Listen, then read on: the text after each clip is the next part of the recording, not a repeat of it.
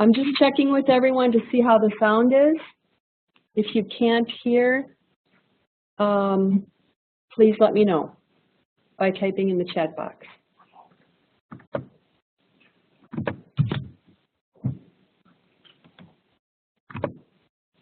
All right, we are offering 2.0 professional development hours, and you will be able to access your certificate in the Stormwater manual on the webinars page.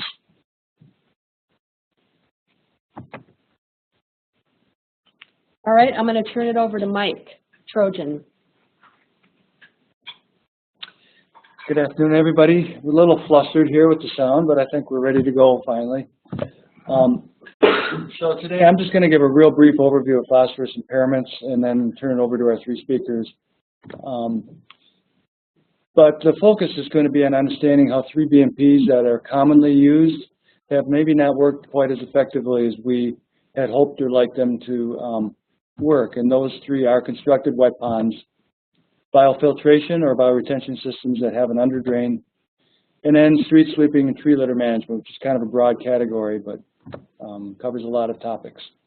So just real briefly, most of you probably already know this, but we care a lot about phosphorus. We love our lakes here and streams in Minnesota and elsewhere and around the country. Unfortunately, phosphorus is a driver of impairments in many of our lakes and streams. It's the primary driver of algal growth, attached periphyton. It limits recreational opportunities. When it gets bad enough, it can lead to blue-green algae production that results in toxic algal blooms. And they're often associated with swings in oxygen concentrations that can result in fish kills. In Minnesota here, we assess our lakes using the criteria shown on this table here. You can see that the concentrations that would trigger an impairment vary statewide from the northern part of Minnesota, where you can have concentrations as low as 12 parts per billion that would lead to an impairment to up to 90 parts per billion in the southern part of the state, for example. We need a minimum of 8 samples collected over 2 years, and we're looking at near-surface data here for this. And by the way, I need to thank our assessment folks here at the agency and Pam Anderson for providing this information. So to get on our impairment list, you need to exceed the phosphorus limit as well as either the SEC-E disc or the chlorophyll A value. For rivers, it's similar but a little bit different. The numbers are a little bit different. We haven't been assessing streams and rivers quite as long as lakes. You need a minimum of 12 samples during the summer period. And again, you need to exceed phosphorus in one of these other criteria that are out there. In Minnesota, it doesn't show up real well here, but we have 596 impairments as of 2016, with another 50 ready to go in 2018. So we have over 600 lakes in Minnesota that are considered to be impaired for eutrophication. So it is a widespread concern. Streams, even though we haven't been assessing them for quite as long, we're still looking at 42 impairments with an additional 6 here in 2018. So again, it is a statewide issue here. So in the stormwater world, we address this through best management practices, and we have 3 practices that we think can be very effective in reducing phosphorus concentrations. They're management of vegetative litter, biofiltration, and wet ponds. But unfortunately, these practices have not always been as effective as we would like. And that's why we've invited our 3 speakers in, and at this point I'm going to turn it over to our first speaker. We're going to allow each speaker to introduce themselves. And so our first speaker here to talk about constructed wet ponds is Joe Bischoff. And I have to check here real quick, and I need to do a screen switch here at this point. So I got to do a quick screen switch here to get Joe's talk up here. So bear with me for just a second. Is it up? And then I'll just switch you next. So you put it in slideshow.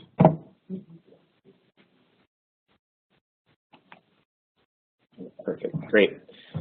Thanks for having me. Thanks for tuning in. My name is Joe Bischoff. I'm a limnologist with Wank Associates in the Twin Cities metro area.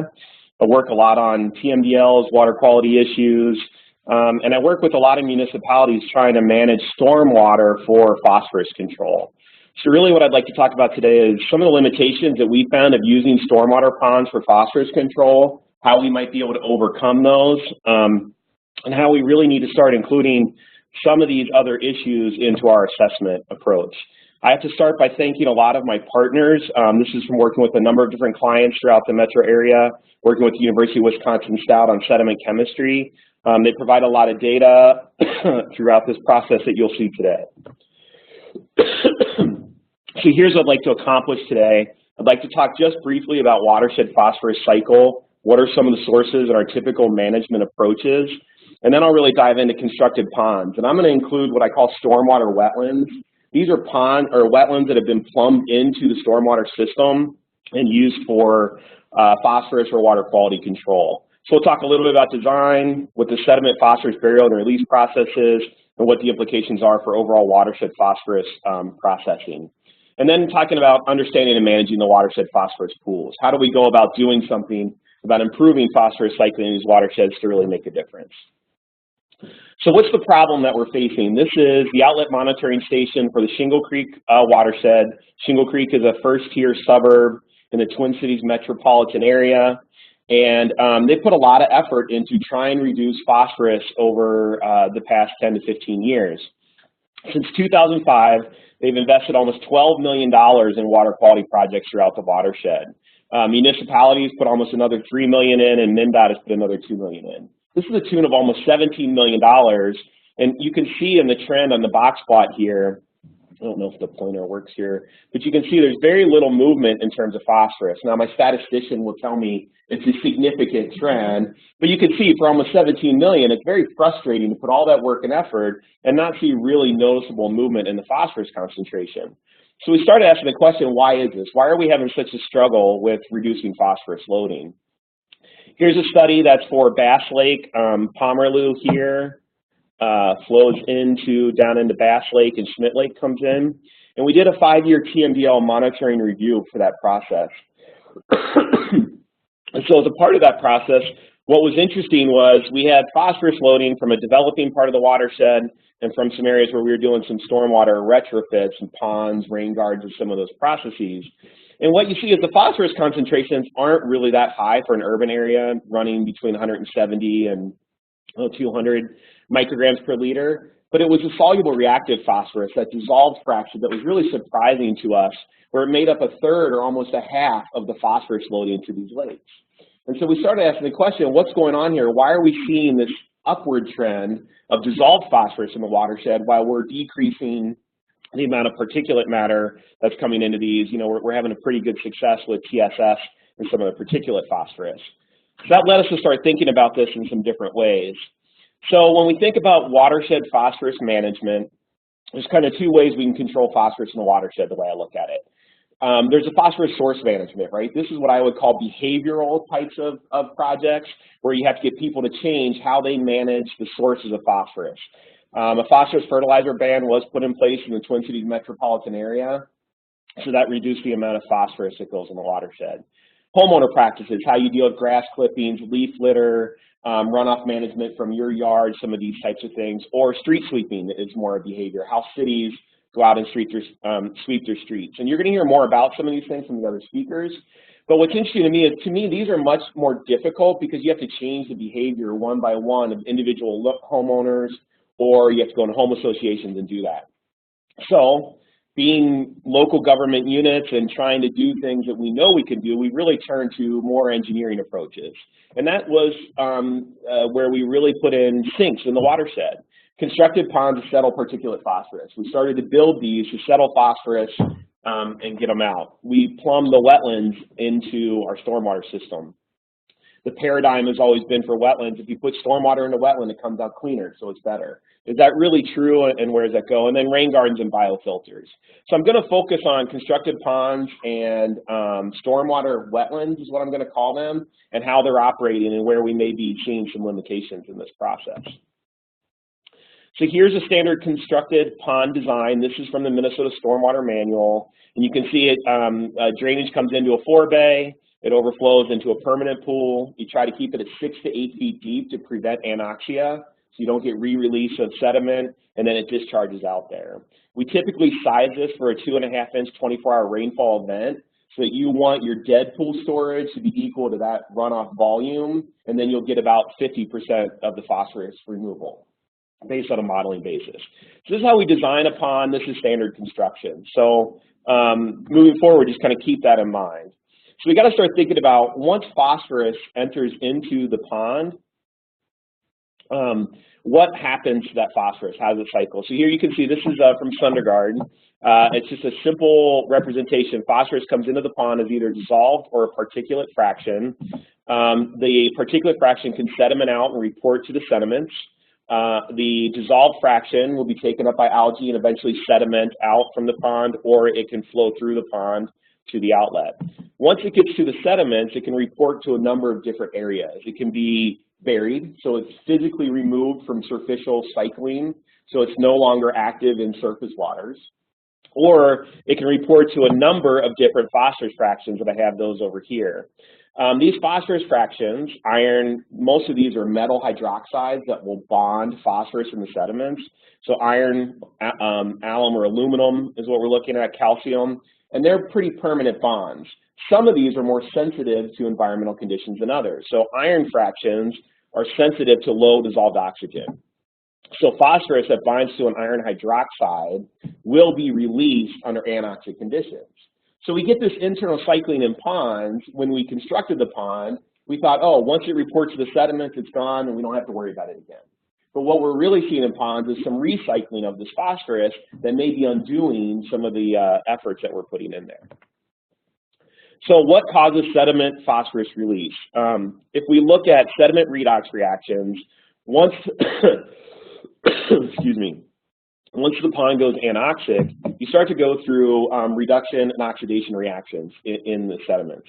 So as you reduce all the oxygen out, then it goes to nitrate. You start to reduce all the nitrate. Once that's gone, you start reducing iron. Well, once you start hitting the iron reduction in your redox reactions, you start to release any phosphorus that was complex to that iron hydroxide. And so that releases up into the water column. It releases into a dissolved form that is readily available for algal uptake, and it's actually more problematic than some of the particulate forms. So we know if anoxia occurs, we're starting to release iron, and we're going to release the phosphorus that goes with it. So then we got to look at what's the phosphorus pool in the sediment. So typically what happens, and this is from a lake sediment, but the same thing happens in a pond, is as you increase the amount of stormwater that comes into it, it brings a lot of particulate matter that settles out, and you end up with a phosphorus bulge in the surficial sediments. So this is just my sediment depth profile in centimeters, every 2 centimeters, and then this is just a mobile phosphorus fraction. So it's that fraction of phosphorus that's readily available under anoxic conditions in the sediments. So as we increase the surficial concentrations or the mass of phosphorus in the surficial, we have more available for release, and we get a greater mass of release from that sediment. And really what we're trying to do is manage it to the small amount of a release. All sediments will release some phosphorus into the water column, but we're trying to keep this managed as a small amount. So what do we have to worry about with ponds? We have 2 things we've got to worry about. Is it going anoxic, which will drive the release of phosphorus, and are we accumulating a high mass of phosphorus that's in this highly mobile form so it's susceptible to recycling? That's what we're trying to understand. So my engineers will tell me, oh, you don't have to worry about anoxia in the ponds. We only make them 6 to 8 feet deep, so they're not going to go anoxic. There's plenty of surface area. They're going to mix to the bottom. You're not going to have anoxia. So I took some data from the Riley Purgatory Bluff Creek Watershed District, where they measured 4 times 6 different ponds in the cities of Chanhassen and Eden Prairie. And this is the dissolved oxygen concentration up here, and then this is just depth in the water column. And what you see, not only do these ponds go anoxic regularly in this period, the anoxia is as shallow as 3 feet when you look at less than 2 milligrams per liter. So there's significant amount of anoxia occurring in these ponds, and it makes a lot of sense. There's a lot of sediment oxygen demand that'll consume that oxygen very quickly and goes in there. So we know in ponds we're having anoxia that can cause us some release problems. So let's look at the release part. I'll take you through a case study. This is is actually a stormwater wetland. I call it Egan Pond JP5, but it's a stormwater wetland. Fish Lake, which is highly managed in the city of Egan, flows into the pond here in the middle, and then this flows out to Blackhawk Lake. And so there was some concern. There's too much water coming through the pond. We weren't getting the settling we want, but we were even more concerned that there was release from the sediments that was undoing a lot of that clean water coming out of Fish Lake and causing problems for the downstream lake. So we decided to go out and collect sediment cores, stations 5, 6, the deep hole, 7 in the northern part, and measure release of phosphorus in sediment chemistry to see if this process was going on. So these black lines, I'm going to show you a cross-section of this pond. That's what these black lines are. This is just how we cut the cross-section through there. So we went out and collected cores. We take them back to the laboratory. We make the cores go anoxic. We measure phosphorus release. Under anaerobic or anoxic conditions devoid of oxygen, we measure the release rate here of 5.2 milligrams per meter squared per day. That's a pretty high rate when you think about how much phosphorus is coming back out of the sediments. Another important thing to recognize here is we measured it under aerobic conditions, and this will occur all summer, and we even had 0.6 milligrams per meter squared per day coming out of the sediments. Now, that's a low rate and that's manageable, but when we do modeling to understand the effectiveness of our stormwater ponds, we're not accounting for this release out of the sediments. So we're overestimating just off the start how much phosphorus removal we're getting out of these ponds. So we know the pond has the potential to release a fair amount of phosphorus throughout the summer. So what's going on in the pond? So this is the cross-section of the pond that I told you. This is the deep hole of the pond where it goes, comes out of Fish Lake and then discharges to Blackhawk Lake. This is that northern basin. The red line here is the depth at which we've measured anoxia. Okay? And so the first thing you notice here is that almost half of the bottom sediments go anoxic in this pond, which can create a lot of release of phosphorus. The water level is the green line up here. These are our mobile phosphorus profiles every 2 centimeters in the different areas of the pond. Now, typically, we like to manage sediments to be less than 0.1 milligrams per gram of mobile phosphorus. That's when we see low release rates and it's pretty manageable. If you look at the concentration of the deep hole, it's almost 2 to 3 milligrams per gram. It's really, really high. And we don't see many ponds like that, but there is a ton of mobile phosphorus sitting in the bottom of this pond, and that's going to be easily mobilized when we see this amount of anoxia going on in that system. So this pond definitely is contributing phosphorus to surface waters and undoing a lot of the work and money that we spent upstream trying to manage phosphorus that's going in there. It's not as high in some of the shallower areas, but there's still a fair amount of mobile phosphorus. Now, just to give you some idea, the red line is your iron-bound phosphorus, so that's the most susceptible to redox reactions.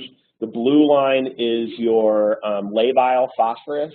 This is what's in that easily degraded carbon fraction that's in the bottom sediments. So that can contribute on a longer term to phosphorus release. And the black line is what we call loosely bound. This is what's sitting in your pore water, hasn't really bound anything, can be easily mobilized into the surface waters. So a lot of iron-bound phosphorus, a fair amount of labile phosphorus in this. So this is not unique to this pond. We went out and we measured 11 ponds throughout the city of Egan to try to ask the question, is this a problem in all our ponds, or is this just unique to 1 or 2 ponds? So these are the phosphorus fractions. The loosely bound is your dark blue. The second part of the bar here is your iron-bound, releasable under anoxic conditions, and then the bottom is your labile, which will release under slower conditions. And we found a fair amount of releasable phosphorus. Again, if our target's typically less than 0.1, we've got some of these ponds that are up at 0.5 and 0.6. That's a large pool of phosphorus susceptible to recycling in these ponds, and we know these ponds are going anoxic. So the city of Egan's really looking at and asking the question, how do we start to incorporate this into the management of our stormwater system? Okay, so let's shift gears into a typical standard stormwater pond monitoring program. This is a pond inspection program that we've been working on since 2010 with the city of Eden Prairie. They're required under their MS4 permit to inspect a certain proportion of their stormwater ponds to measure whether they're filling in, are they losing dead storage, so they're no longer effective in storing. identify those with maintenance issues, are there pipes that are degrading, are there deltas, that kind of thing. And then identifying critical ponds in the system. Now, to give you an idea of what a city like Eden Prairie in Minnesota is facing, they have over 1,400 stormwater ponds and wetlands plumbed in their system, and they're about a 36 square mile city. That's a lot of wetlands and very diffused throughout the city to try to manage and figure out how do we manage phosphorus cycling in there. They're a mix of private and public ownership. They don't have access to all the ponds either. Many of them are on private lands, and that's a problem.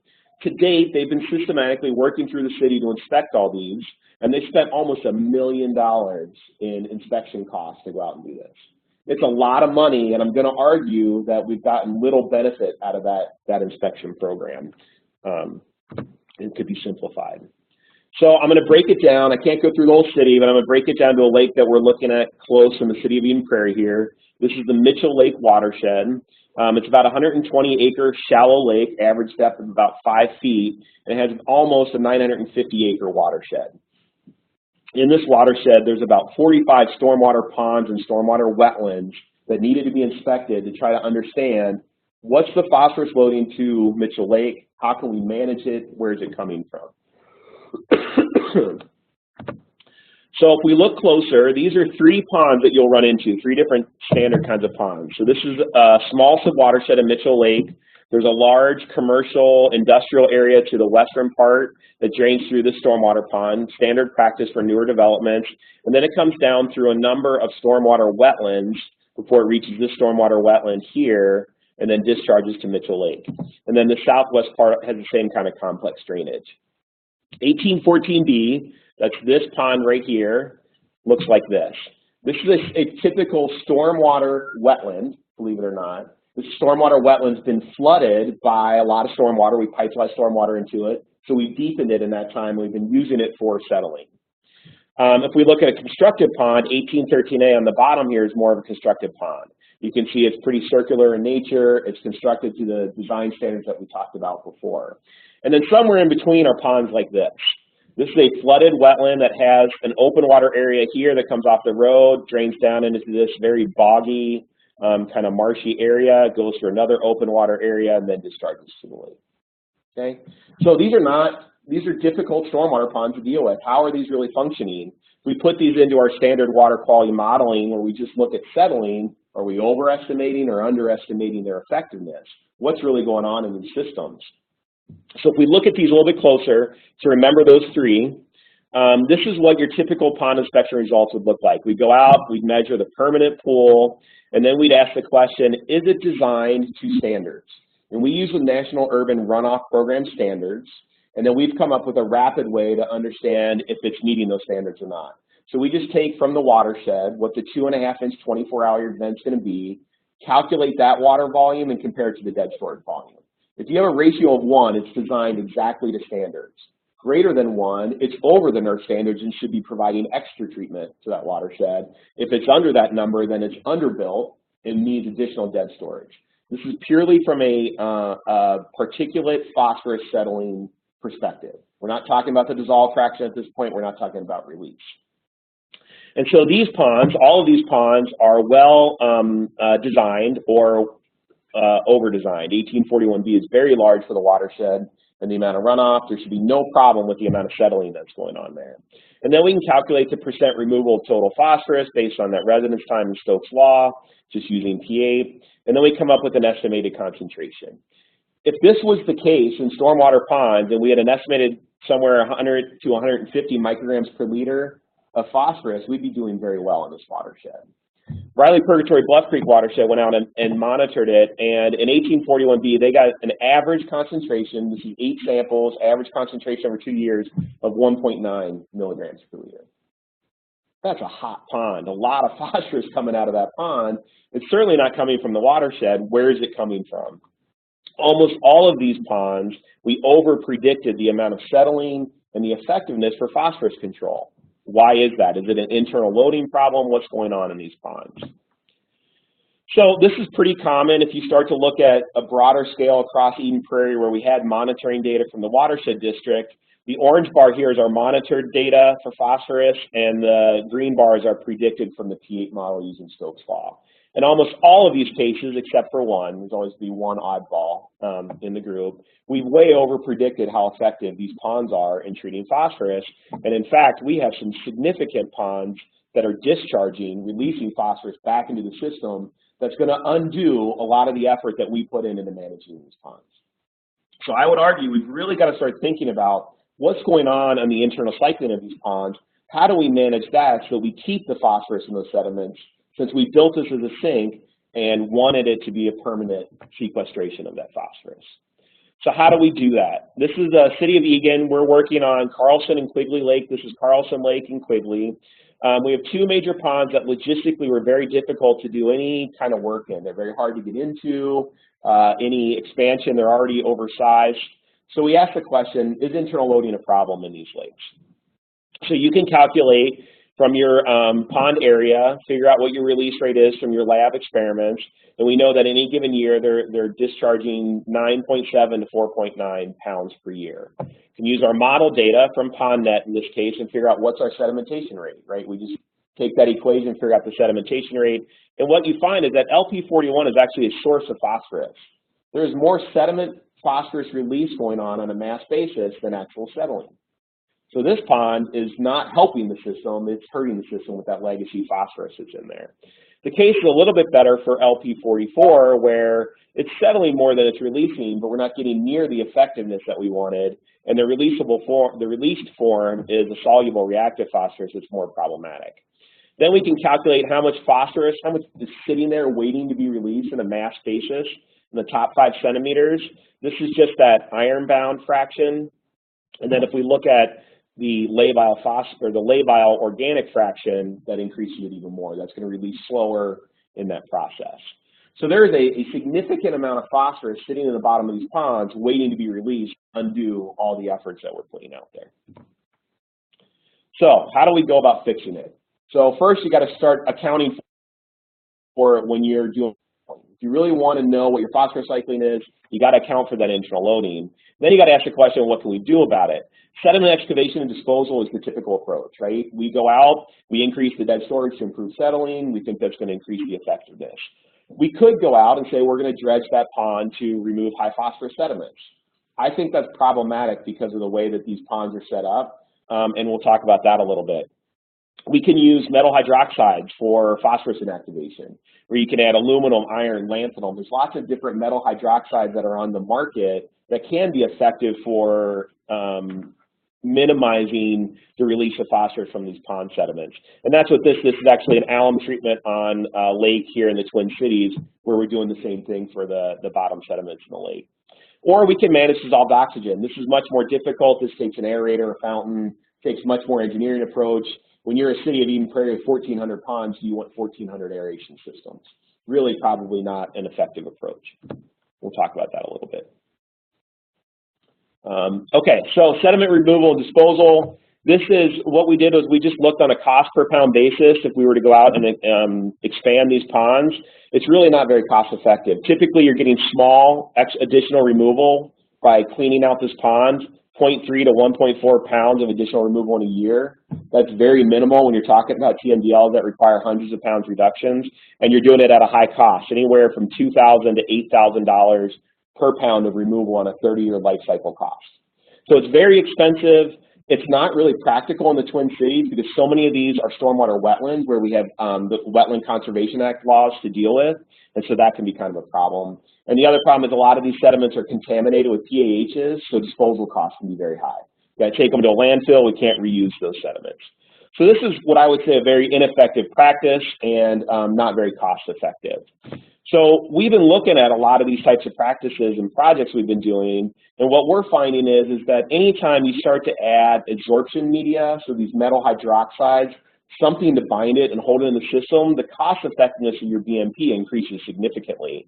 So if you look at some of these diffuse watershed practices, we're talking about rain gardens, large structural, new ponds. This is the cost per pound removal. Expanding the basin's about, on average, $3,500 per pound. But when you add in iron-enhanced sand filtration or a bit of expansion and filtration, your cost effectiveness and your ability to remove phosphorus goes up significantly. And then the addition of alum, aluminum sulfate, or some phosphorus binding chemical is typically one of our most cost-effective approaches. So this is a way to go through and do that. So can we, I get this question a lot, can we just dig out the phosphorus-laden sediment and get rid of that? These, again, are JP5's phosphorus profiles, and what I'll show you is this is only the top 15 centimeters of data, but if you look in the bottom here, you're still at 0.2 to 0.4 milligrams per gram in phosphorus. For it to really reduce that phosphorus spike, they need to be under 0.1. The other problem is it can be hard to not resuspend some of the sediments if you're doing this when the water's still there, so that phosphorus-laden sediment just resettles on top of what you excavated. And without a deeper profile, it's hard to know, can you reach deep enough into the ponds to where you have low phosphorus sediments? So this is something I think that warrants more research in terms of the cost effectiveness, but our experience is that it's very difficult to really get at the phosphorus this way, and excavation costs can be quite expensive. So we're bigger fans, how am I doing on time? Running out of time, okay. Of using phosphorus inactivation approach. We can use aluminum sulfate. Aluminum sulfate dissociates in water to form aluminum hydroxide. Aluminum hydroxide is a metal hydroxide that will bind phosphorus in a complexation, and that's it's a permanent bond. It's not susceptible to anoxia.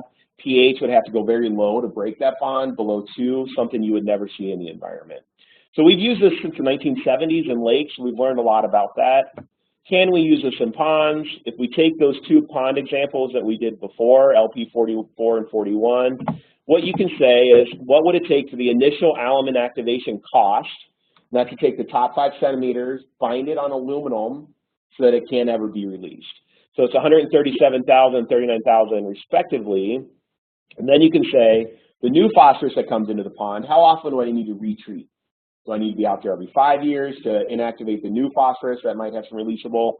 And you can do that by estimating what you think those fractions would be based on the sediment chemistry. And in this case, we thought it'd be 6 years or 16 years. So for 30 years, LP44, you only need to go out there once or twice. Probably have to go out there 4 or 5 times in LP41. So the cost here is, that's not actually a cost. Total cost for a 30-year life cycle, $187,000, $59,000. Now, I didn't do the excavation costs in this pond, but typically what we find is that these are much more cost-effective than excavating the pond. And plus, you're addressing a different pool. We're now addressing that soluble pool that's sitting in the bottom of the pond rather than just looking at additional settling. Sometimes sediment inactivation is not the right answer. This is a pond where we worked on in Chanhassen. As you can see, all the residents live on this pond here. It's full of duckweed. It smells like rotten eggs.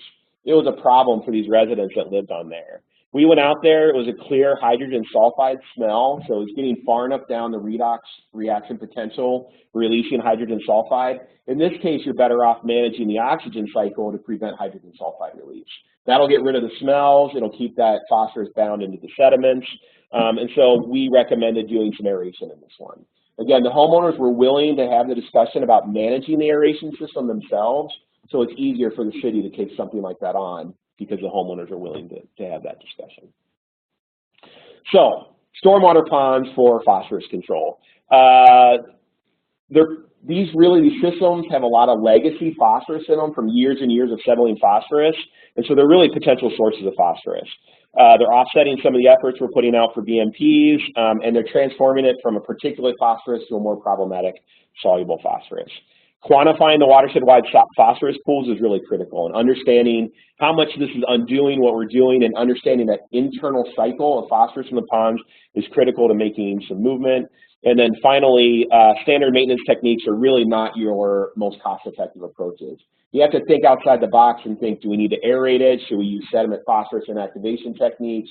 What's really the best technique for improving that? With that, I'll turn it over. Thank you. Thanks, Joe. That was good. Let me check the chat line here and see if there are some questions. Yeah, I'm going to switch chairs here with Joe real quick. Kind of a weird seating arrangement here, but it works. So let me just check the chat box here and see what we got.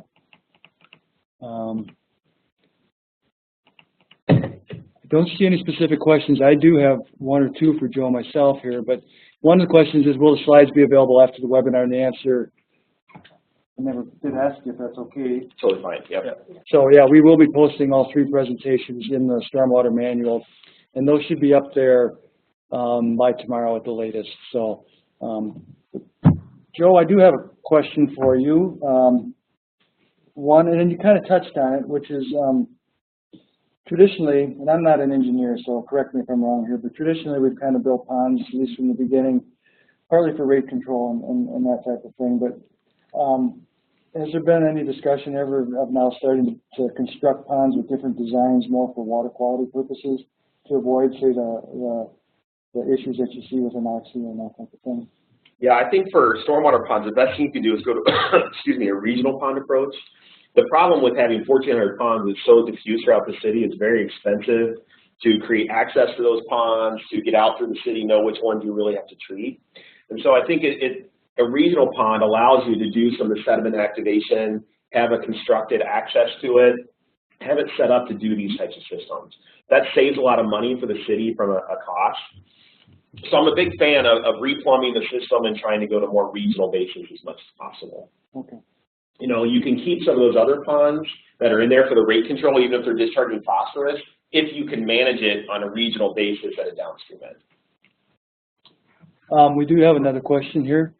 Are there unintended consequences of adding sulfate, like feeding sulfate reducing bacteria, which methylate mercury? Yeah, so that's a reversible process. Our typical thought in lakes, and most of the research shows that the sulfate concentrations are pretty short-lived in these systems. As soon as the next storm comes in, that flushes out and it dilutes. And any mercury methylation that's occurring in the sediments will reverse back to its original state. So the research and the evidence doesn't really support their increased mercury into the food chain from using the sulfate. Now, if you were doing a continuous feeding system, you would have to do those calculations to make sure that you're not going to increase that, because then it would be a continuous concentration. But these are one-time shots. They usually flush out within a week, and because of that, there's really not much issue with that. Okay, I'm going to take one more here, and by the way, we will post all the questions and answers, and we'll have answers. We're not going to be able to get to all questions because of time constraints, but I'll go with one more here. If iron-bound phosphorus is particularly susceptible to anoxic release, are iron-enhanced practices really a solution? Iron-enhanced, yes, they are, if you can keep everything oxygenated. So one of the keys to iron-enhanced sand filters is making sure the water that's going through there is oxygenated, so you're getting that iron bonding. Now, the St. Anthony Falls Laboratory is doing a lot of research on different forms of iron, and some forms of iron tend to be less susceptible to anoxia than others. And that's against the traditional paradigm that we understand of iron, but I think that research is really critical. Is iron another option? Under what conditions is it an option? So as long as you're controlling oxygen, iron's great, and even if you're not controlling oxygen, certain forms of iron are showing some potential, but it needs more research. Okay, thanks, Joe. And there are a couple other questions, and like I said, we'll post everything with answers in the manual sometime in the week, the next week or so. So, but we do kind of need to move along, so we're going to have our next speaker come up, Dr. Andy Erickson from the University of Minnesota, and again, I'll have him introduce himself so he can tell all the lies. Oh, I'm sorry, yep, I got to pull up his presentation here real quick. Well, welcome everyone. I'm so glad to be here with you today. My name is Andy Erickson. I'm a research associate at St. Anthony Falls Lab. I do research on stormwater treatment, urban runoff, water quality. We do a lot of different things. You'll see some of that in the presentation. You'll also see some of that in our newsletter, which I'll talk about at the end of the slides. But today I'm happy to be here to talk about phosphorus and biofiltration. And what can we do about that? Joe and actually Mike and Ann gave a good introduction to phosphorus and the watersheds and TMDLs and water quality. So I'm going to build off of that to talk specifically about these biofiltration practices. Before I start, I want to acknowledge my collaborators. I work very closely with Professor John Gulliver at the University of Minnesota, Professor Pete Weiss at Valparaiso University. We also rely heavily on our financial sponsors, including the PCA, to do research on these topics. And we also work very closely with many project partners, cities, watershed districts, counties, and other organizations that help us work in the field to collect real-world data and try to take some of the things that we're doing in the lab and get it out in the real world. So thank you. So I'm going to talk about biofiltration, but there's kind of a bigger picture. There's this whole concept of bioretention, which gets bounced around very often. And I want to distinguish between bioinfiltration and biofiltration. If you go to the Minnesota Stormwater Manual, you'll find this figure here on bioinfiltration, which doesn't have any underdrains. It's essentially a depression that collects stormwater, and there is a filter media. Once the water goes through that media, it soaks into the soil, underlying soils, and goes to the shallow groundwater. By contrast, if you have a biofiltration system, you install underdrains near the bottom or at the bottom of that media. And there, some of the water that goes through that media will be collected by the underdrains and passed down through the system into the downstream storm sewer or down to a receiving water. Some water will infiltrate. In some cases, if you have a lined biofiltration, then it all goes through the underdrain. But this is a pretty big difference between these practices, where you have 100% infiltration in bioinfiltration, and you're using primarily filtration in the biofiltration practice. In both cases, when you talk about the filter media, it's usually a combination of construction sand, sometimes topsoil, and organic matter, which is typically compost. So that'll come into play here in the next several slides. Now, one of the big advantages of these bioretention or biofiltration practices is there's actually a number of processes that are used to remove stormwater pollutants. We have vegetative processes, which can remove nitrogen and phosphorus when compared to a non-vegetated system.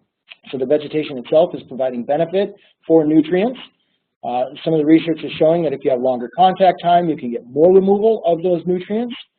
It also shows that the plant uptake really accounts for a pretty small fraction of the phosphorus removal and more of the nitrogen removal, but the soils in these biofiltration practices is what's accounting for a lot of the soluble phosphorus capture. We're getting filtration on the surface of sediment-bound phosphorus, but we're getting microbial activity and absorption processes within the media to capture some of that soluble fraction. So having the vegetation in place, so you create a rhizosphere, a microbial community around the roots of the vegetation, are all beneficial. There are other benefits. I'm just going to touch on a couple before we really focus in on phosphorus.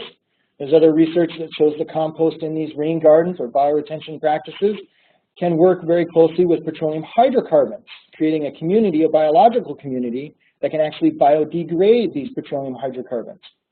They are originally captured through absorption onto the compost or the organic matter, then biodegraded to carbon dioxide and other end products, so that these rain gardens or bioretention practices are really a sustainable and effective method for reducing these petroleum hydrocarbons we see in stormwater.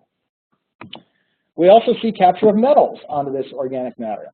And again, this is some of the work that we did at St. Anthony Falls Lab, and we looked at a variety of different compost ratios from 10% up to 50% compost.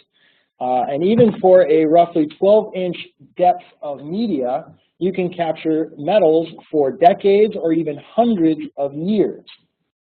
And I think really the end point of this graph is that a little compost can go a long way when you're talking about metals. And in reality, I've seen this with other things as well, petroleum hydrocarbons, and as long as you kind of create the substrate where you can get a microbial community that's healthy, a lot of these processes will be effective. But one of the downsides, which has kind of been alluded to, and as I'm sure you saw in the abstracts, is that we have leaching of phosphorus from these organic materials. And we've measured that here at the laboratory. We've also seen that in a number of other studies from many, many research institutions, both in the lab and in the field. And there is a relationship where if you have more compost or more organic material, you have more potential release of phosphorus. And that's an issue. If we look back at our design, we also may have topsoil. So what if we have a naturally organic topsoil or a high phosphorus content topsoil? And that's also part of our mix. Now we've increased that potential for additional phosphorus release. So really, what can we do about this? Well, we have a couple options. We can reduce the organic matter, and I'm not a plant specialist, but the ones that I've talked to have said that even 3 to maybe 5% organic matter can be sufficient to support the vegetation, especially during establishment. If you have enough water and you have this roughly amount of organic matter, The plant's established, and then over time, as the roots decay and other organic matter comes into the system, it becomes self-sustaining very quickly. So we can really reduce that mass and reduce that potential for phosphorus release. We can also test those materials for phosphorus content, and there's a lot of guidance in the Minnesota Stormwater Manual on this specifically. I would recommend, there are some numbers out there on the compost, you can do some additional testing on that, but especially if you're incorporating any kind of topsoil in your filtration media, it's important to test that for phosphorus content and find out how much is there. Now beyond that, what I'm going to use the balance of my time is to talk about some of these amendments that we can add to our designs to try to target some of that phosphorus, specifically the soluble fraction, to try to remove it from the system before it gets to those underdrains in a biofiltration system. So what can we use to learn from? Well, we use some chemical processes, and Joe alluded to some of those already. This is actually a stormwater treatment facility that's using alum coagulation and flocculation to treat stormwater, but this is a very active system. As Joe was talking about, you have to manage the system, you have to have correct dosing, you have to remove that material over time, but we can use that concept in our biofiltration practices. There's actually been a number of research studies now looking at what are called water treatment residuals. This is actually alum and other aluminum products that we use to treat drinking water, typically. When they end their useful life in the water treatment plant, they still have some absorption capacity for phosphorus, and they've been used as a media amendment or enhancement to biofiltration and rain garden systems, both in the laboratory and in the field. This is some laboratory data here, and I provide all of the references on all the slides, but I can share those with you as well if you're interested. But this is showing that we can reduce those concentrations of soluble phosphorus significantly by orders of magnitude just by adding a relatively small amount of water treatment residual. However, there are some cautions there. Dosing is very critical, as Joe mentioned as well. We need to understand exactly what we're putting in there and how much we're putting in to be effective, and what is that long-term lifespan, and when will it need to be replaced. And especially when we're looking at water treatment residuals or any other amendments that might be a waste product, what other impurities are in that media?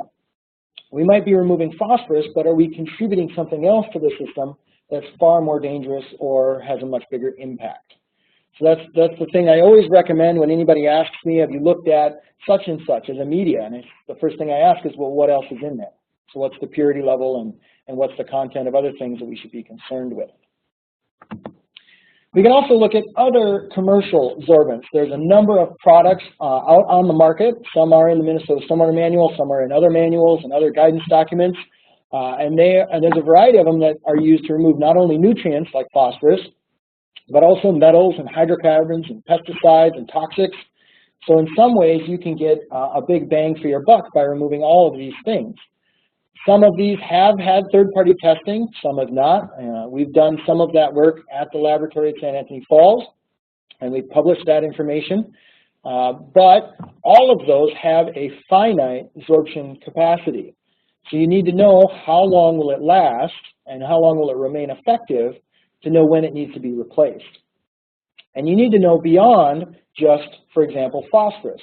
Because a lot of these medias will retain other things besides phosphorus that will then reduce the overall capacity. So you might think you have 30 years of capacity for phosphorus, but once it's removing other things out of the water, you might have 15 years total capacity. So you need to think about how everything that's in the water that's coming into this system will affect that long-term performance. We've done a lot of work with iron specifically at St. Anthony Falls Lab, and this started with really just enhancing pure sand filtration. Prior to looking at bioretention, we had sand filters that we added steel wool or iron filings. We found very good results. Just adding 2 or even 5% iron can capture almost 80 or up to 90% of the soluble phosphorus in the inflow. And in many cases, depending on how these practices are sized and designed, they can last for many years. I'm sure many of you have seen some of the results of that work. Many of these iron enhanced sand filters have been installed in the field. This is an example from Maplewood. But we've tried to take this concept, and I know other engineers and designers have constructed biofiltration or bioretention practices that combine this iron-enhanced sand treatment system with the benefits that we get from the bioretention soil mixes. This is an example from the Maplewood Mall, if anybody's been out there recently, that was redone with, I believe, 55 rain gardens that have a iron-enhanced sand trench in the center portion there. You can see it with the yellow arrow there. That's pure iron sand, where it's 95% sand and 5% iron by weight. Along the side slopes, a bioretention soil mix, which has a construction sand. I don't know if there was topsoil mixed in with this as well, but I do know that there was compost as organic material mixed in. You can see it there as the black soil. And that's set off on the sides, on the side slopes, so that any water that comes from that bioretention soil mix has to go through the iron-enhanced sand filter trench before it gets to the underdrains underneath. In this case, we get our benefits of all the vegetative processes. This is an example of what it looks like after the fact. All the vegetative processes, both on the surface and in the soil and on the rhizosphere, in the rhizosphere area around the roots. We get the metal removal, we get biodegradation in that soil, but then any organic soluble phosphorus that might be in the water or any phosphorus that might come from the organics or the compost in the bioretention mix is then captured in the iron-enhanced sand filter in the bottom of that trench. That's one design that you can incorporate both iron and compost. This is another design that we've been considering. This is actually a layered system where you have a compost amended sand on the surface, an iron-enhanced sand layer, and then a gravel subbase with underdrain. In this case, water comes in and has to go through that compost layer first. We'll go through the iron-enhanced sand layer second, and then finally go through to the underdrains. Again, the advantages here is you get all the benefits of that biologically active compost layer. You get the phosphorus removal and additional filtration in the iron sand layer before it gets to that underdrain system. There has been some testing of this concept. This was actually experiments that were done at Valparaiso University in Indiana. These are kind of rectangular square mesocosms that were rained on with phosphorus-laden water. It was a layer of 15 centimeters of gravel on the bottom, about 46 centimeters of sand in one, and a sand-iron mix in the other. And then on top of that, a 30-centimeter layer of compost sand mix. The results from that work showed that if you did not incorporate iron, which are the black lines on this chart, you'd get somewhere between 50 and 60% reduction in the total phosphorus and the soluble reactive phosphorus initially, but after a certain period of time, you'd really get no benefit in terms of phosphorus removal from that system. And in fact, you could argue that the total phosphorus and soluble phosphorus is actually being leached out of that system. However, if you have that sand layer that's mixed with iron in the middle, you can keep your removals from 90 to maybe 100% most of the time, even dipping down to 75% or better. So we can see just through the lab studies that these systems can work, these multi-layered amended systems. However, we do need long-term data. There's certainly a lot of work that can be done here to find out how these systems work in the long term and how quickly they need to be replaced or rejuvenated, and also what is the oxygen impact on these type of systems. Because that iron sand layer is buried, it's not open to the atmosphere on the top, what kind of impacts could that have long term on that oxic state in that layer? I also want to caution that not all iron is created equal. We've done studies, as Joe alluded to, on a number of different iron sources and iron products, both locally and beyond. We've seen a wide variety of iron content from 30% to over 90%. Then the balance is impurities. In some cases, you can have some pretty high content of metals of concern like cadmium, copper, chromium. You could have lubricants and other organics or hydrocarbons that could be issues depending on where that source is coming from. We've also found, surprisingly, that some of these irons are not reactive with phosphorus. So we found irons that are very high iron content, very low impurity. On paper, they should work great, but you put them in a cup of phosphorus-laden water and they don't do anything. So we're understanding, as Joe mentioned, some of the different types of iron that work well for phosphorus and some that don't. You also have to consider the particle size. A lot of these iron products can come in very, very fine particle sizes on the order of silks and even smaller. And for a biofiltration system, you could probably have a very hard time keeping that material in the media. I could see that flushing through very quickly and not really providing you benefit in the long term. So it's important to understand that particle size and how you're going to mix it into your biofiltration media mix. Now, if you want to find out more about kind of the research that's been done on bioretention in general and phosphorus, as well as many other pollutants, and stormwater specifically, I highly recommend this review article.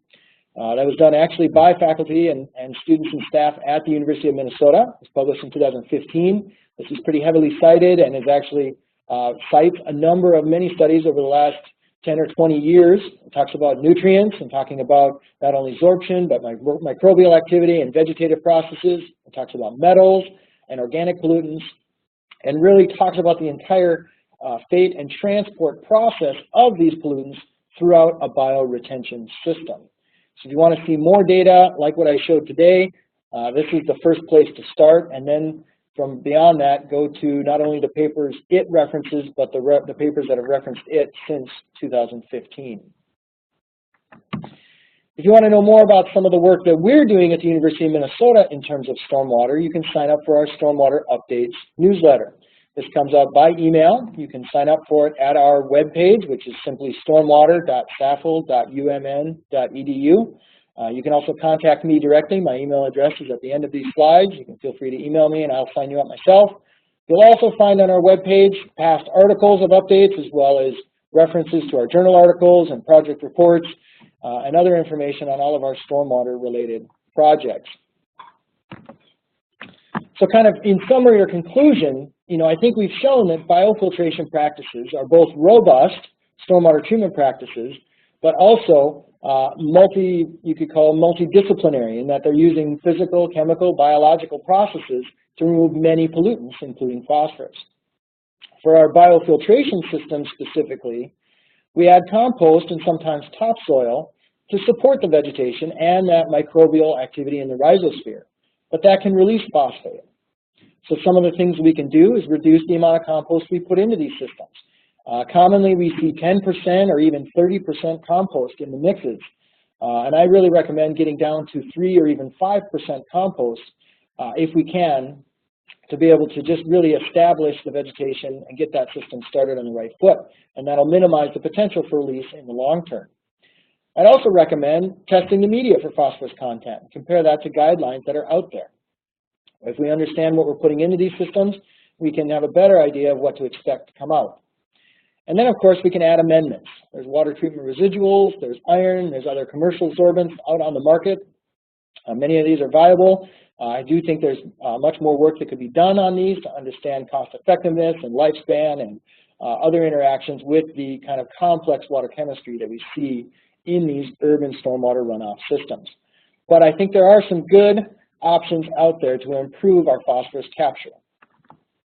And so with that, if we have some time, I can answer some questions, although you can also contact me by email. I'd be happy to chat more after the webinar as well.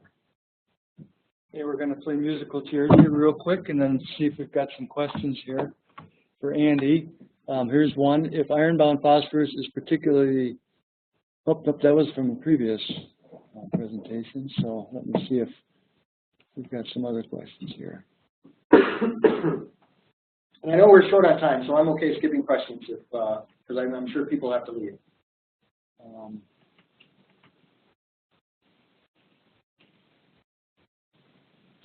Is there, checking for questions here. We've got some questions for ponds, but I'm going to focus on some questions for Andy first, and we can come back if there's time. Quick question here about which manual are you referencing? I assume you're referencing the Minnesota Stormwater Manual. That's correct, yep. And we'll show you the link to that at the end of this presentation, or at the end of this webinar. Okay, here's a question.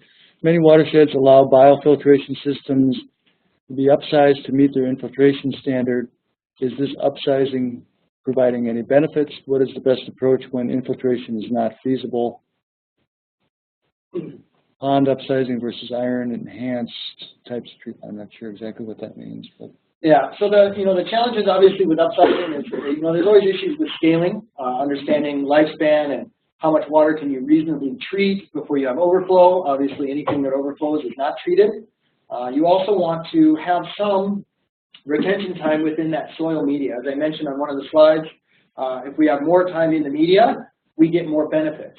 So if we increase the size of these practices too large and increase the flow through these systems too much, we can really reduce that retention time and really minimize the benefits we get on these soluble pollutants. And so that's where I really see kind of some of the downsides of upscaling these systems too large. But again, if it's designed properly, if you consider that retention time both in the practice and in the media itself before it gets to the underdrains, if you're sizing that appropriately and you have you're minimizing bypass, you're treating as much water as possible, then I feel like these systems can work very well. And we've seen in the research and in the literature some rather large bioretention, biofiltration systems work well.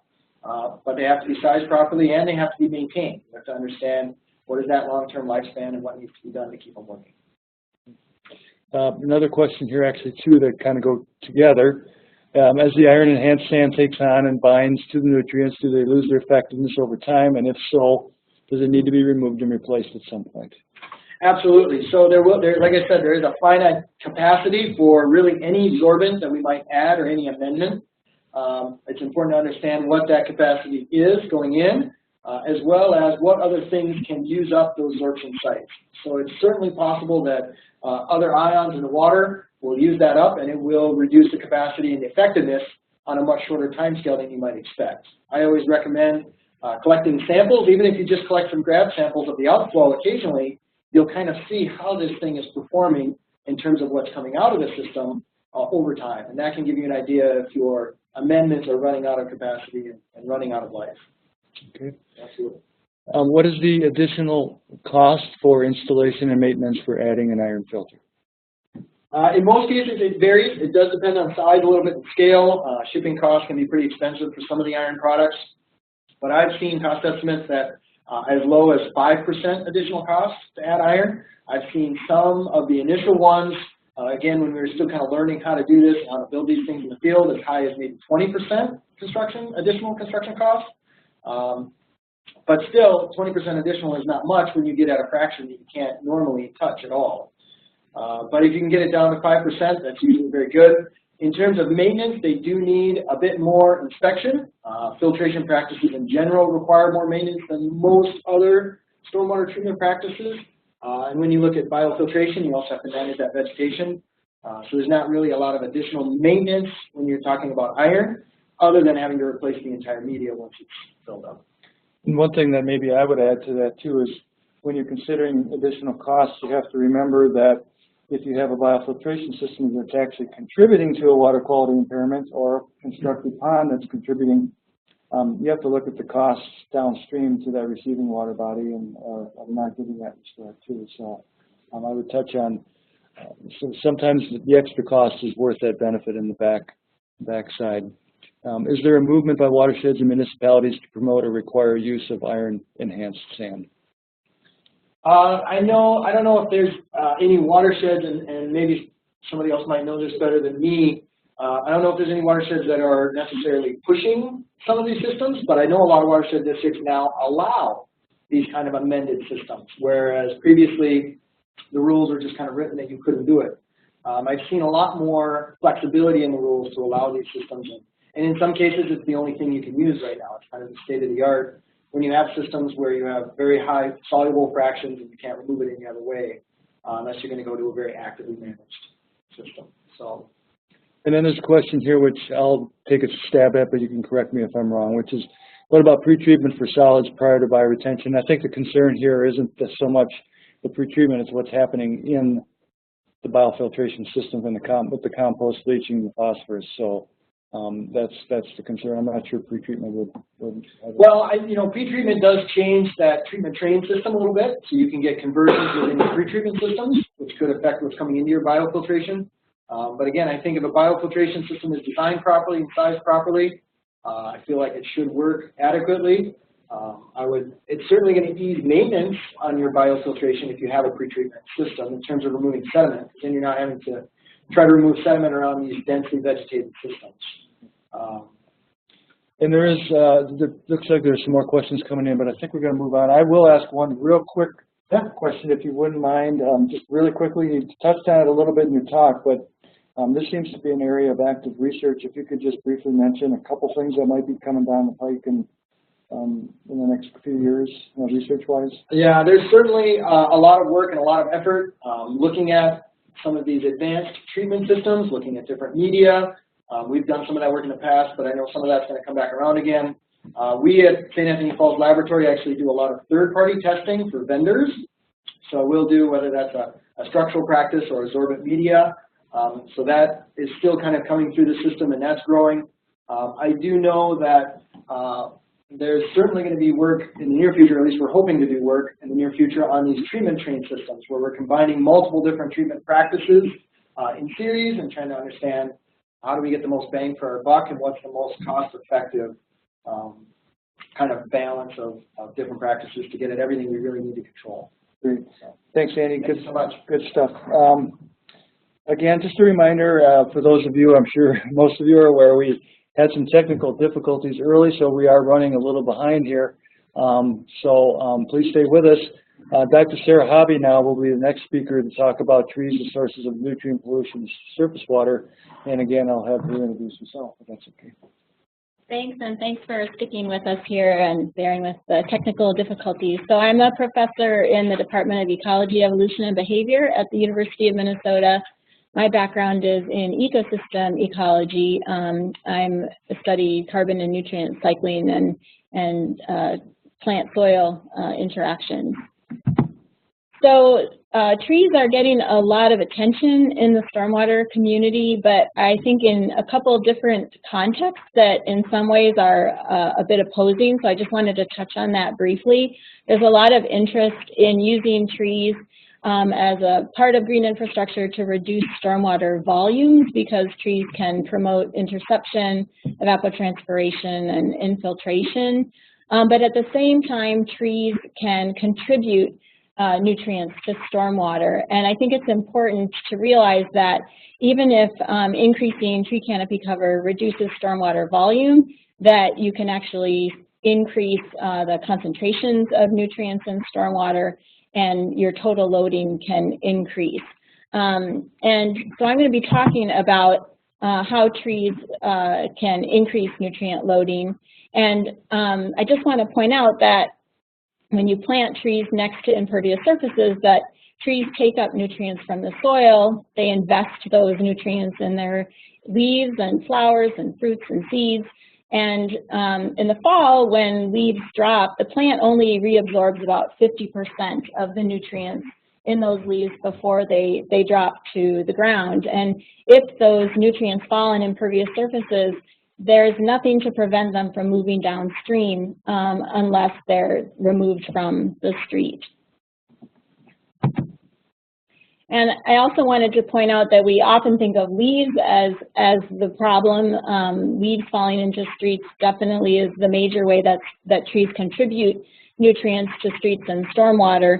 But leaves or trees also drop other nutrient-rich materials to streets. So in the spring, we see a lot of flowers. These are male flowers of Norway maples on the left, and some maple samaras or immature seeds on the right. And those can be also significant sources of nutrients to streets. So I'm going to start by talking about three different somewhat related studies that provide evidence that trees can be important sources of nutrient pollution to streets and stormwater. And then I'm going to end by talking more about potential solutions. So I'll start by talking about the Prior Lake street sweeping study. So this was a study that was done in partnership with the city of Prior Lake in Minnesota. And it was led by Ross Bittner, who was working for the city of Prior Lake at the time, and Larry Baker from the University of Minnesota. And I also want to highlight Paula Kalinowski, who was a graduate student who did a lot of work on the project, and Chris Byarski, who was the technician on the project. And the idea behind the Prior Lake study was to try to quantify directly through street sweeping how much nitrogen and phosphorus and solids could be removed from streets, and how that varied as a function of both sweeping frequency and also tree canopy cover. And the Prior Lake study was novel relative to prior studies of street sweeping, in that it included the entire snow-free period. So a lot of past studies actually excluded the autumn period, when we see the majority of litter fall. We also quantified removal of nutrients and solids in the coarse material, or the litter itself, which had been excluded in a lot of past studies. As I mentioned, we quantified the solids and nutrients in the sweepings themselves, and we estimated cost effectiveness of street sweeping for phosphorus removal. The design was a multi-factor design where, as I mentioned, we were looking at both how much material we could remove from streets as a function of canopy cover, and also as a function of sweeping frequency. So we had 9 study routes that varied from low to high canopy cover, and then we swept either once, twice, or 4 times per month. And as I mentioned, we did this during the entire snow-free period for 2 years. So we ended up with quite a number of samples over the course of the study. The way that this was done with a regenerative air sweeper. And what we did was basically determine the entire mass of the sweeping load after each route was swept. Then we took subsamples of that and analyzed those subsamples for moisture content, and then we did a fractionation procedure where we could separate out the coarse organic material from the finer and soluble organic material. And then we analyzed everything for phosphorus, nitrogen, carbon, organic matter content, and total mass. So there were a couple things that we learned in this study. One was that the coarse organic fraction, which is basically litter fall, was a high fraction of the total dry solids and the total phosphorus and nitrogen, and that there was a seasonal pattern to this that corresponded to the changes in the activity of trees, and especially to litter fall. So this graph shows the contribution of coarse organics as a percent of the total sweeper load for dry solids in the blue, phosphorus in the green, and nitrogen in the orange. And you can see that over this 2-year period, there were distinct peaks in the fall, especially for phosphorus and nitrogen, although we also see some higher contributions of coarse organics to total phosphorus in the early part of the summer as well. We also saw effect of canopy cover. So we saw 10-fold more material coming into streets in high canopy streets compared to low canopy streets. So here I'm just showing 2 examples of 2 different routes. One that had a canopy cover of just 0.5% of the street was covered by trees, and then a higher route where we had about 20% of the street was covered by trees. And this is just showing pounds per curb mile that was recovered by sweeping. And you can see, and I've divided into the soil phosphorus, which is essentially the fine fraction, and then the coarse material, which is the litter phosphorus. And you can see that we have much higher recovery in these high canopy streets, especially for the litter phosphorus. So the Prior Lake study then showed us that higher frequency of sweeping, which I didn't show you, and higher tree canopy cover lead to more recovery of phosphorus by the sweeper. And we also see that litter fall is an important component of the sweeper load, especially in the fall. But then this sort of begs the question of how do litter fall nutrient inputs to streets compare to stormwater runoff nutrient yield? So what fraction of the stormwater runoff is actually coming from litter fall nutrients? And so to get at this, we used our Prior Lake data and we developed a statistical model that we then compared to runoff. And to do this, we actually used data that's been collected by the Capital Region Watershed District because they had annual loading for of nutrients in runoff for a number of subwatersheds of the Mississippi. These are largely in St. Paul and the northern adjacent suburbs. So this just shows the location of these watersheds where Cap Region's been monitoring annual nutrient loading. Each of the red dots represents one of their monitoring stations.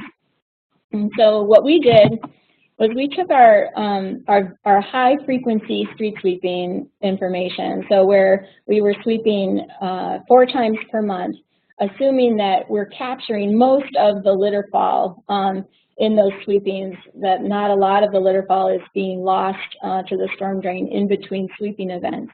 And we developed a relationship between what we measured in the street, so litter fall, phosphorus, nitrogen, and solids, and tree canopy cover across our different sweeping routes.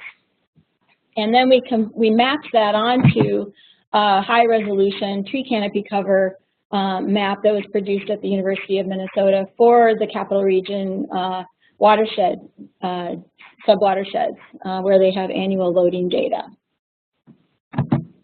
And then we could compare our estimates of litter fall into the street with annual nutrient export from these sub-watersheds. And this was done in partnership, obviously, with Capital Region Watershed District and with Jacques Finlay, my collaborator at the University of Minnesota, and Ben Janke, who's a postdoc working with us.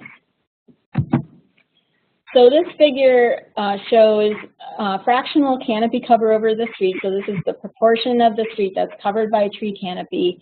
Each of the symbols represents one of these sub-watersheds. And then I've plotted either the annual litter fall inputs to the streets as estimated from the relationships that we determined in Prior Lake in green, or annual runoff phosphorus as measured in these different watersheds in blue. And the variability around the line is related to street density, so that's the other factor that's important here. But the main point that I want to emphasize is that we're estimating that somewhere between 37 and 64% of the runoff P in these watersheds is coming from litter fall into the streets. And I should mention that in this particular analysis, I accounted for what's removed during the twice yearly street sweeping that's done in these sub-watersheds. So we think that a substantial fraction of the runoff P is originating from litter fall. So I just want to talk about another study that lends further support to the importance of trees as sources of phosphorus to stormwater. So this was a study that Ben led where we compiled we compiled data on stormwater quality from a number of different sources, and so we were really pleased to be able to obtain so much monitoring data across a number of different watershed management organizations, watershed districts, and we have data from Minneapolis Parks and Rec as well. So we were able to put all of these data together with information on tree canopy cover that has been measured from remote sensing by the University of Minnesota remote sensing lab. So we could look for relationships between stormwater nutrient concentrations and loading and tree canopy cover across a number of watersheds. And so this shows data from 16 different watersheds across the Twin Cities metro, where we're looking again at fractional tree canopy cover over streets, and then the concentrations of phosphorus and in blue and nitrogen in green in stormwater. And you can see that there is a significant positive relationship between tree canopy cover and phosphorus and nitrogen concentrations in stormwater. So, but we were also interested in the relationship between tree canopy cover and total phosphorus export from these watersheds. And so in order to get loading or phosphorus yields from these watersheds, we also have to account for runoff volumes. And as I mentioned at the very beginning of the talk, we know that we can see declines in runoff volume as we increase tree canopy cover. So Ben did an analysis where he combined information on runoff volume with information on stormwater phosphorus concentrations to estimate phosphorus loads or phosphorus yields from these watersheds. And what we found was that there's, in addition to an effect of tree canopy, we also see an important role for street density. So as street density increases, we see an increase in phosphorus export from these watersheds, but we see the greatest export from streets that have high canopy cover.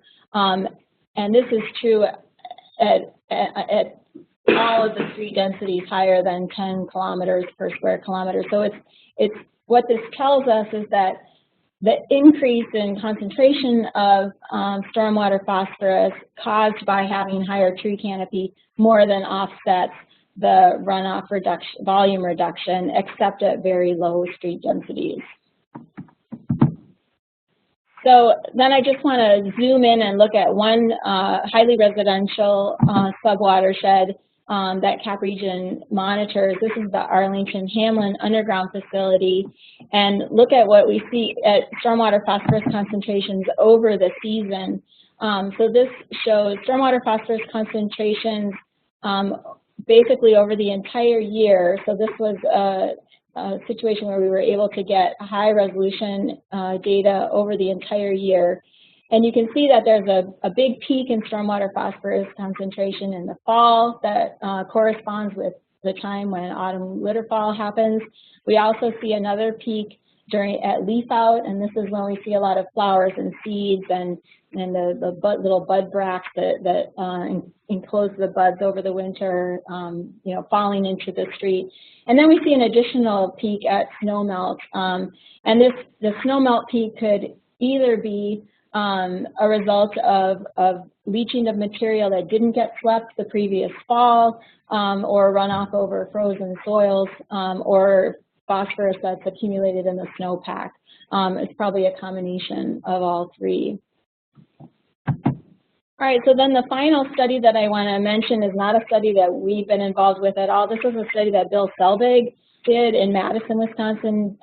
Bill is at the USGS in Middleton, Wisconsin. And he did a paired catchment study in Madison where he had very small residential catchments. And he was able to measure the runoff from these catchments. And he had control catchments that were not swept at all, and then test catchments where they did very thorough sort of best case scenario sweeping, where they did weekly sweeping and leaf removal during the warm season, the snow-free season. And these catchments were matched in terms of the canopy cover over the streets, which was about 17%.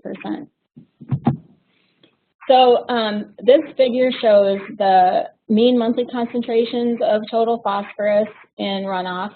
And he had a calibration period where prior to imposing the street sweeping treatment, and that's represented by the solid lines. So the main point there is that if you look at the blue solid line and the red solid line, these catchments seem to be pretty well matched in terms of phosphorus concentrations in runoff.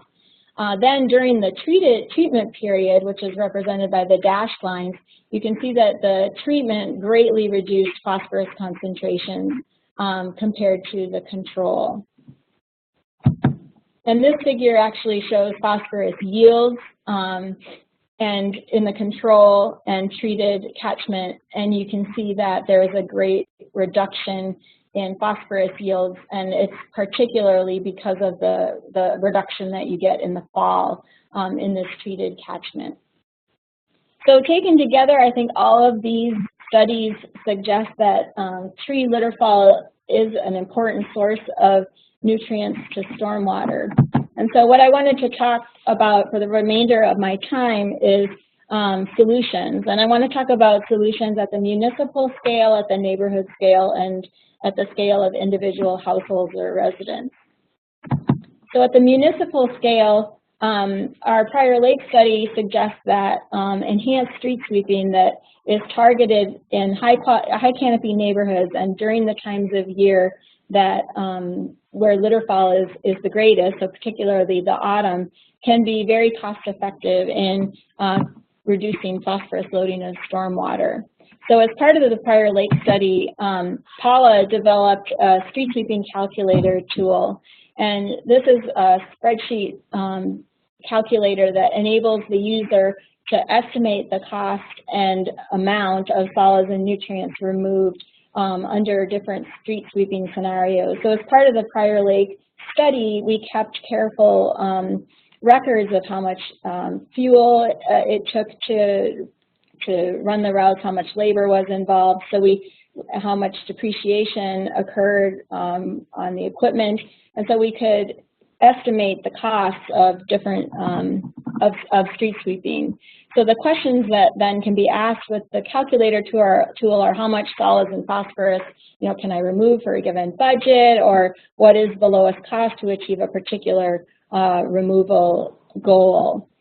So this is just a screenshot of the calculator, and basically the user defines a route, puts in information about the curb miles on the route, the canopy cover, and we have default costs per curb mile that can be used, or the user can define those costs. And basically then the user can say, okay, what will I get if I sweep at a particular frequency during a particular month, and put together a street sweeping program and just get an idea of how much phosphorus could be removed, as well as solids and nitrogen, and how much might that cost.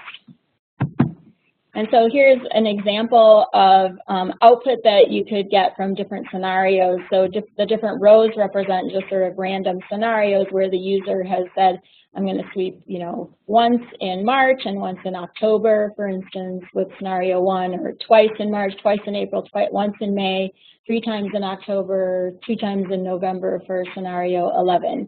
And then you can get information on the amount of phosphorus removed and the cost, total cost, and then the cost efficiency in terms of dollars per pound of phosphorus removed.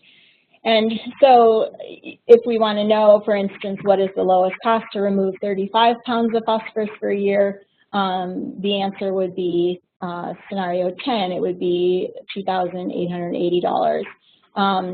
Or if we want to know what is the most phosphorus that can be removed for a given budget, say $2,000, then the answer would be, about 25 pounds, scenario 6. So these are just examples of how the street sweeping calculator tool can be used. And the calculator can be accessed from the Stormwater manual. So this is just a screenshot of the page on street sweeping for trees, and there's a link on the right side where you can get to another page that then has information about the calculator tool, and you can download the spreadsheet as well as the user guide. So of course, this information is specific to the conditions that we experienced in Prior Lake.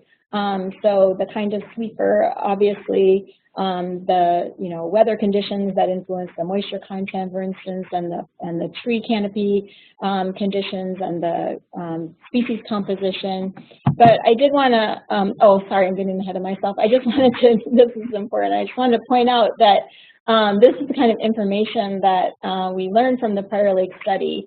That if we look at the cost efficiency in terms of dollars per pound of phosphorus removed, and compare, say, a low canopy route to a high canopy route, you can see that sweeping in a high canopy neighborhood during the fall is a really cost-effective way of removing phosphorus. So we're talking about less than $100 per pound of phosphorus, and if you compare that to the numbers that Joe was showing previously for a number of BMPs, it's orders of magnitude cheaper.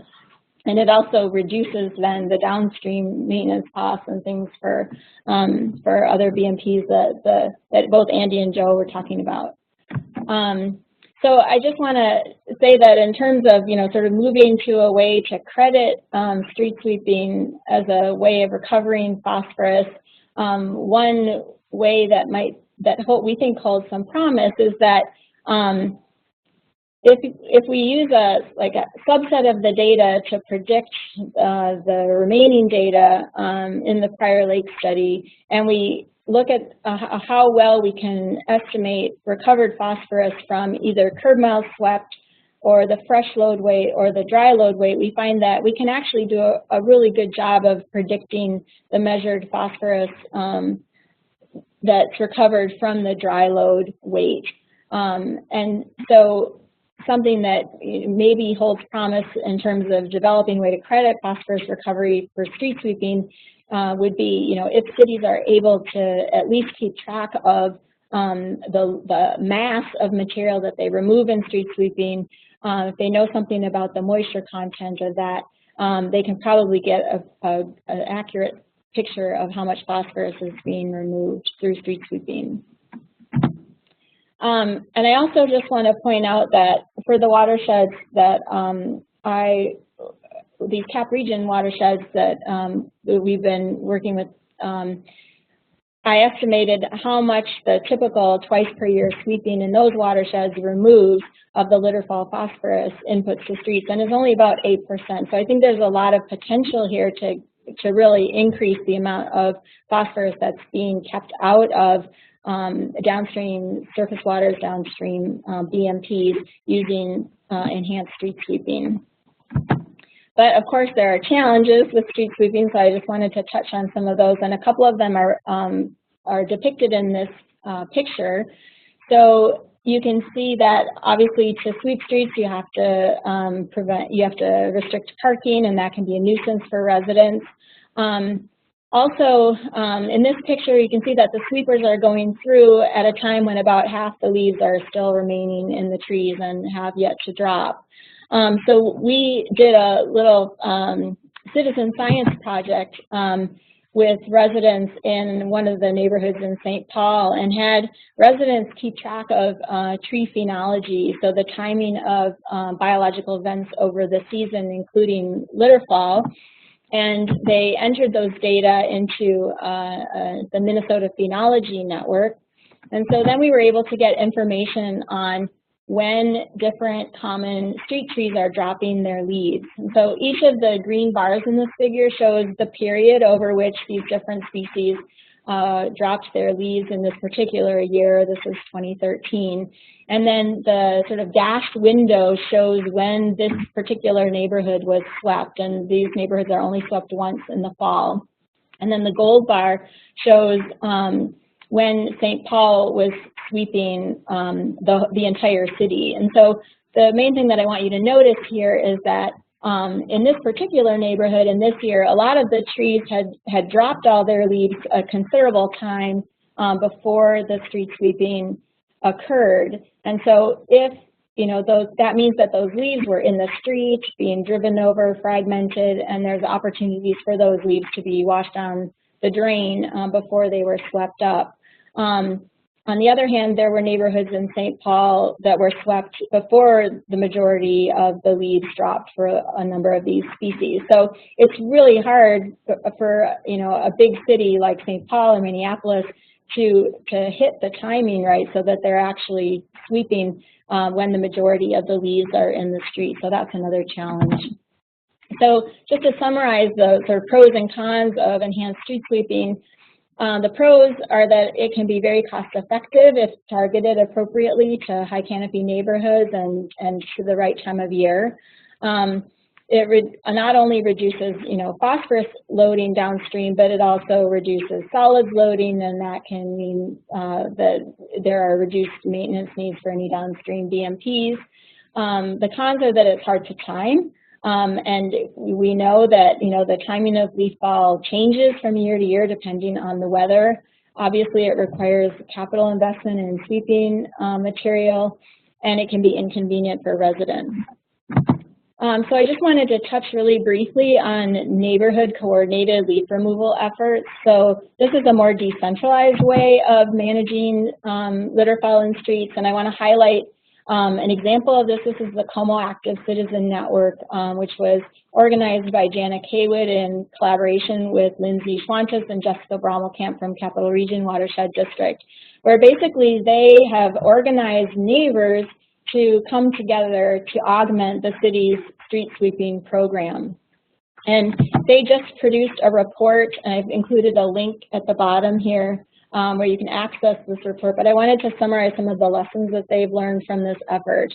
One is that at the beginning, they had really centralized management where they were basically saying, okay, on this day, we're going to all sweep and we're going to pick up your leaves at these particular places, and we're going to provide you with, materials that you can set up composting bins on your property.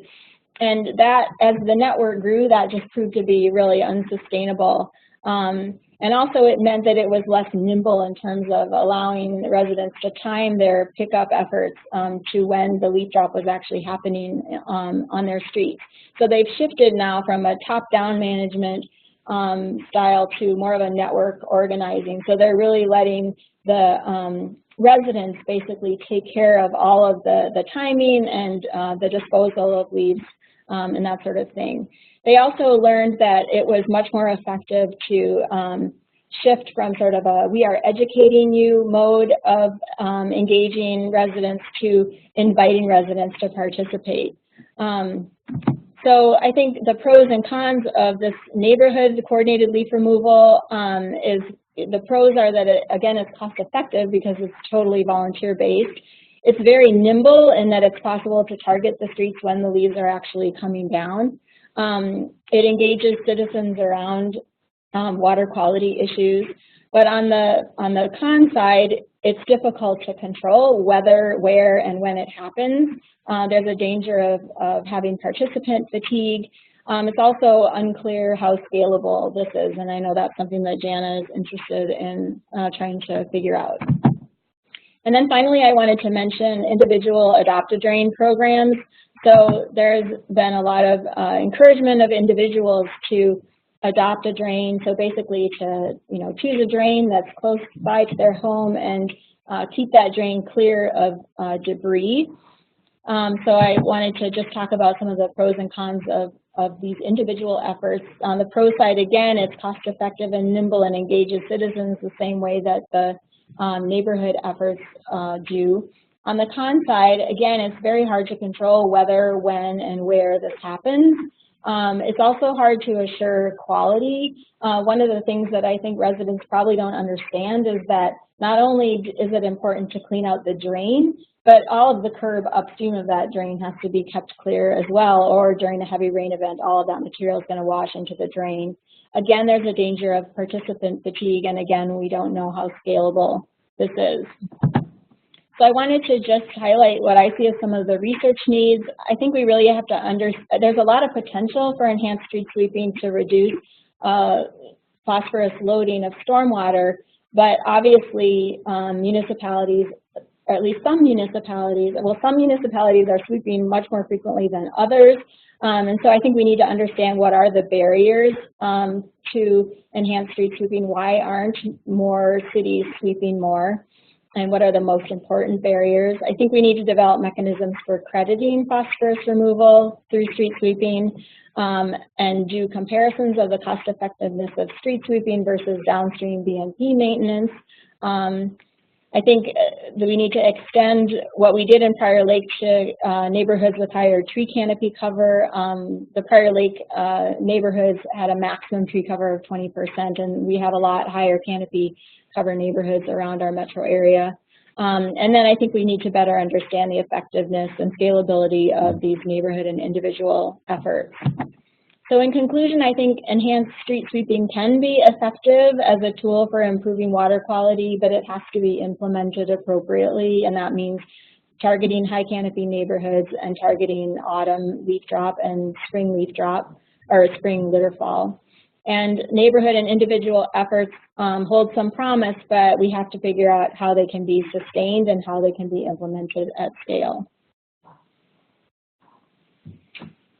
Thank you, sir. Again, good information. I'm going to check here and see what questions. Like I said, we are behind schedule, and so we are going to go a few minutes here yet over, if that's okay with everybody here. I have a question while you're looking for the questions, Sarah. Can you talk about the different types of street sweepers and which work better than others? Yeah, so I am not an engineer. I'm an ecologist, so I'll put that in. Andy might be able to answer this better than I. But they're mechanical sweepers or regenerative air sweepers, and they definitely differ in their effectiveness. So these regenerative air sweepers are more effective than the mechanical sweepers. And there have been studies comparing them. I don't have the numbers in my head, but it does matter what kind of sweeper. And then, other cities are doing completely different practices, right? Where they're actually, like sucking, like they'll have residents put all the leaves on the boulevard, and then they'll basically vacuum those leaves up. I don't know if you want to add anything. Yeah. So yeah, there are differences. Thank you. Have any communities that do dedicated leaf pickup versus regular sweeping been considered? I'm not sure what that means by considered, but maybe this question is alluding to, that's a question I kind of had as a follow-up to yours, is are you familiar with work that maybe, because I think some cities have tried to implement leaf pickup programs, is that correct? And do you know if those have been effective or not? Yeah, I don't know of studies that have determined the downstream consequences of those efforts. But there is a huge variation in how cities are managing their leaf pickup. And I know that some cities have actually quite frequent pickup, and they do leaf removal in this method where they're, basically having residents collect all their leaves, and then they come along and remove those, as opposed to just getting what's, falling in the street. I don't know of studies that have been compared those different practices in terms of the downstream water quality benefits. Just a note here, East Lansing does leaf pickup, like you just mentioned. Here's a question: are communities coordinating their water system and hydrant flushing process with their fall leaf program? Each fall we find lots of leaves are washed down the drains due to the difficulty of coordinating these two activities. I don't know if you're familiar with any of that. And cities flush their hydrants? Oh, yeah. I don't think there's coordination. Okay, so then that could certainly be problematic, I would assume. Yeah. Although it does seem like a lot of the flushing happens in summer when the leaf fall is the lowest, actually. And that would be a good time of year to do it. Well, that's certainly a good point. I think that cities should keep that in mind. But, have staff hours been considered in the cost of sweeping? Yeah. Okay, yes, they have. Have there been studies done comparing the negative impacts of operating equipment for sweeping versus carbon emissions versus the benefit of phosphorus removal? Yeah, and that's certainly a trade-off. And I don't know of any, that would be fairly easy to estimate, actually, from the fuel use, because we have information on that, but we haven't done that explicitly. Here's a very big picture question that I don't expect folks to answer, but I think it's a good question that maybe we at PCA should consider, which is what does the city, well, you're more than welcome to jump in too, what does the stormwater city of the future look like, and how do we take all these ideas to scale in a cost-effective way? And one thing I would point out is that I think one of the reasons I invited these three speakers was that pollution prevention, I think, is extremely important because it really helps our downstream structural BMPs perform better, and you alluded to that too. So if we're overloading these structural BMPs with phosphorus, they're not going to last as long as we had hoped. So, any thoughts on that point? Future of stormwater. I'm retiring in 5 years, so I won't. The year 2030, I won't be what will we seeing be doing differently? We'll have to get back to you on that one, whoever asked that question.